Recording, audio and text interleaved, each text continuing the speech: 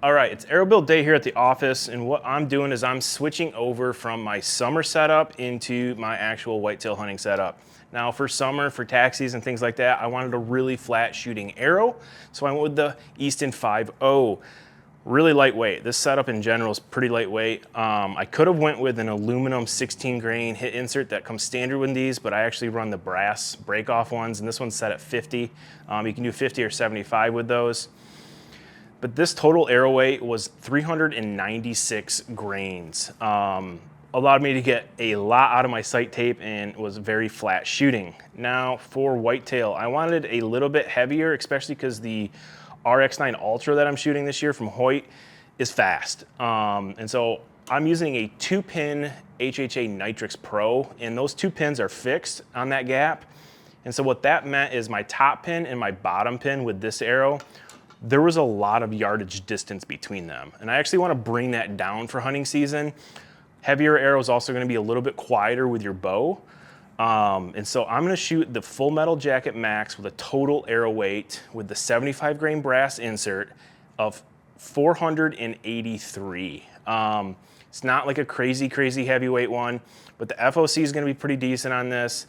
This is a good middle-ish to high arrow weight ground for most people. I'm excited to shoot these. The aluminum over carbon is really cool because what that means is aluminum has crazy tight tolerances. It's also super easy to pull out of 3D targets if you did want to use these for attack or 3D or something like that. Plus these arrows just look really cool. So I'm excited to shoot these this year. For vanes in the summer, I was actually shooting the Boning Alphas. Very stiff material, it's really quiet. But for me, there was a couple colder mornings during turkey season, and I noticed something that I don't know if I'm gonna like during whitetail season, and that was exactly how stiff these were. It's not an issue as long as you're careful, but when I was putting some of these arrows in my quiver, I would notice that if I had some of the veins touching from the arrow next to it, it's gonna add memory into these veins, and that's gonna stick in there. So didn't like that, so I switched and went to the Boning Atlas. Same exact profile, but this is the same material that blazer vanes are made out of, so it's a little bit softer. It's easier to put a bigger helical on there too if you wanted to do something like that. In the past, 2008 up until last year, every whitetail I had ever shot, which is a lot of them, Easton Axis. This was a fantastic arrow. Love this arrow a lot. It's right in between these two as far as weights go. I was running standard 16 grain aluminum inserts in these. You can get half outs for these if you want. There's a 50 grain stainless steel half out, and there's also a 25 grain aluminum half out if you're into that sort of thing. But for me today, let's build up some FMJ Maxes. All right, things you're gonna need to build some arrows is you're gonna need some vane adhesive. So this is Blazer Bond. It works really good. I normally use an Easton insert glue. I didn't have that with me. It's Dr. something, it's the orange bottle. So I have some insert iron from Boning. This is extremely strong. Your inserts are not gonna go anywhere, but the cure time is a couple days on this. So be prepared if you're using something like that to let them sit for a few different days. Like I said, Boning Atlas vanes. I have some white wraps. I like to do white on white for my hunting setup. A little harder to find when the arrow goes skipping if it passes through, but you really get to read the blood on the arrow really well from that.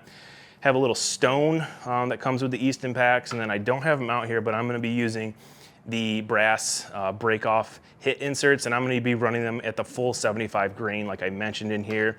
Bitzenberg jig left helical, a couple cleaning supplies, and then the homemade arrow saw behind me. So let's build some arrows. All right, to get started, I'm gonna use a spare magazine to put my wraps on. So just peel one off, throw it down, and then I'm going to push it up to the edge all square. It'll grab. Once it grabs, and then I'm just gonna roll through, double check there's no air bubbles, and do the same for the others.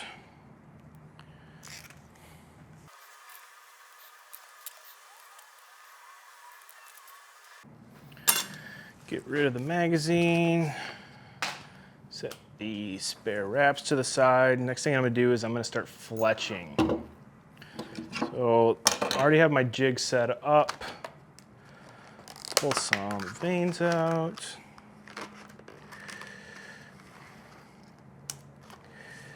Start with, make sure my glue is good. These bottles do dry out every now and then. This one still got a little life in her. All right, I'm gonna seat my arrow down at the bottom of this jig. I'm actually gonna turn the knob to me. Now on these boning wraps, there's this little logo here. I actually like to set the end of the vein at the end of that logo there. So I don't know, it's about 1.25 inches probably, I'm guessing, from the end of the arrow. Do that, and then I also have a little mark on my arrow clamp here to know exactly where I want to put this vein. I'm going to stick it in there, evenly clamp, and I'm just going to double check, make sure that that's right where I want it, which it is. And then from there, because we're using an instant glue, you don't have a ton of time to work with, but I like to dab a little bit on here. Start from the middle, and then I usually work my way up and then come back. And I am going to spread the glue down here. Nice and even. Come on, I got a little dry spot. And then take the clamp, make sure the arrow's fully seated once again, and I'm gonna evenly press it on there. Look for a little excess glue if there is. I'm gonna grab a paper towel. I'm just gonna clean it off real quick, just to keep the arrow looking decent. And clamp time on this glue is 30 seconds, I think. Double check. 20 second clamp time on the Blazer Bond. Once it's been 20 seconds, you can unclamp, pull up, and then I like to rotate to me. Grab another one, set it in there, same spot. Do the same thing, start in the middle, couple dabs down there, couple dabs the opposite way. And my tips get screwed up because I'm on glue bottles, because I like to spread it like that. Make sure the arrow's fully seated again. Slide it on there, double check that this is in the right spot so that all those veins are gonna line up just right. And then evenly press on there for pressure. Once again, I'm gonna clean up a little bit of this excess glue, going on a little heavy today.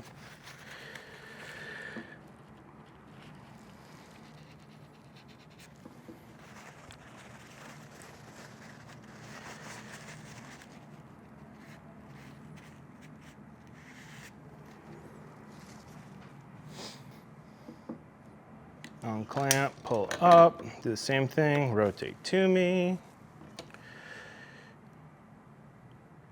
Put this in there at my mark.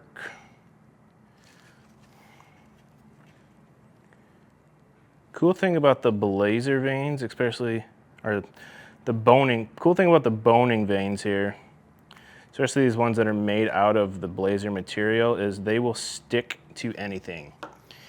You don't really need to do a big prime or a big clean on the arrows or the arrow wraps. As long as they're not super dirty and oily, these veins are going to stick.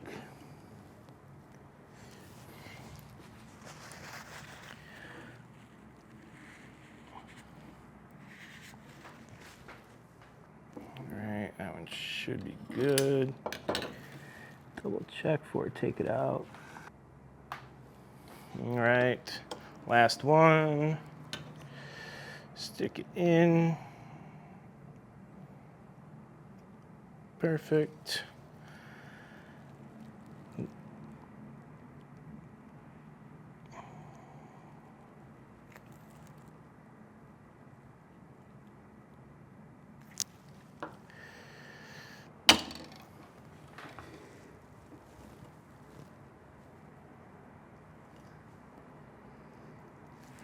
Clamp down there, good.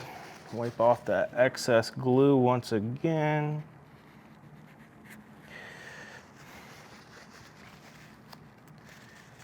Got it on my fingers that time.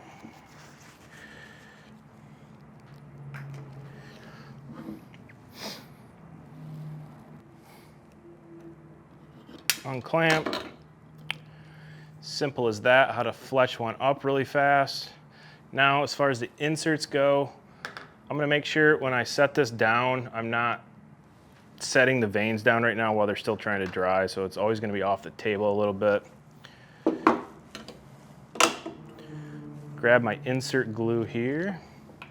And what I'm gonna do is I'm gonna put a little bit of glue going all the way down these. Now, these break off inserts, you can use a pair of pliers and you can snap off that extra 25 grain. Like I said, I'm gonna use 50 grains fully on these. So let me squeeze some of this on there. You don't need a ton either. You just need enough that it goes down there a little bit. And then when I put these into the shaft, I slide them in there just a little bit. Now I've already cleaned out, oh, these are fitting tight.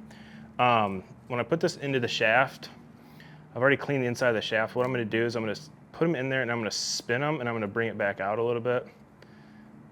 And then press that in there. You know what I don't have? I need one more thing. Missing the plunger for these head inserts. So once you get it in there, I spin it, get it glued up. I'm gonna dry it off like that. I'm gonna take my plunger and I'm gonna press that in fully, spin it a little bit, pull it out, and I'm gonna do that a couple times to make sure that hit insert is seated all the way down. And then from there, I'm gonna make sure I don't have any excess glue sitting there because you can gum those up. And then I like to take these and I'm actually gonna set these right on this back shelf and I'm gonna let these fully cure horizontal for a few days. I don't want that hit insert going down or going up kind of thing. All right, guys, it's that easy to set up or build your own arrows at home. The last thing that I'm going to do is I'm gonna end up pulling out the green micro-like knots that came on these shafts and replacing them with white, just so everything is the same color. I think it looks a little nicer. If you're interested in doing your own arrows at home, be sure to check out your local pro shop. You can find all your supplies there. Keep those local pro shops in business.